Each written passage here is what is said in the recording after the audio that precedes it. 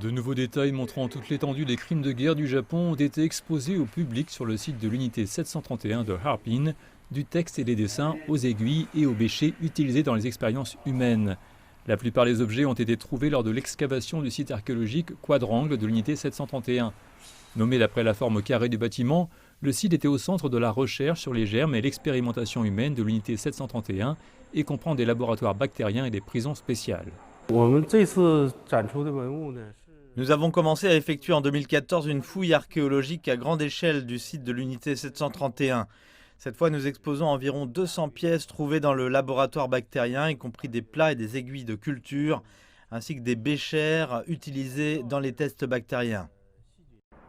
Le musée faisait à l'origine partie d'un complexe de 150 bâtiments à l'unité 731, couvrant plus de 6 km².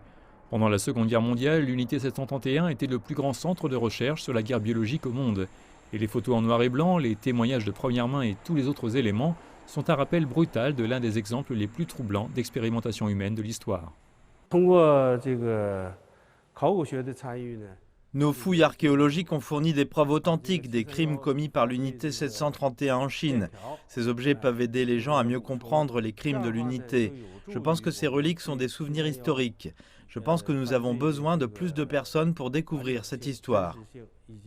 Dirigé par Shiro Ishii, docteur en médecine diplômé du département de médecine de l'Université impériale de Kyoto, l'unité 731 a mené des expériences humaines à grande échelle sur des ressortissants chinois et autres en bonne santé et vivants.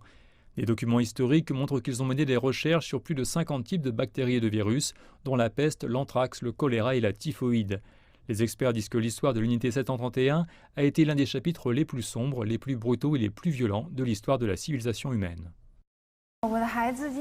Ma fille a 9 ans et est en 3e année. Je l'ai amenée à l'exposition parce que je veux qu'elle sache ce qui s'est passé en Chine pendant cette période.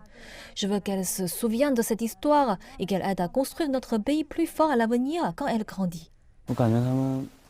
L'exposition m'a beaucoup choqué. Je pense que l'armée japonaise a clairement violé la déclaration de La Haye et la convention de Genève qui interdisent l'utilisation d'armes biochimiques. Je pense que nous devons nous souvenir de cette histoire, non seulement pour notre génération, mais aussi pour nos prochaines générations.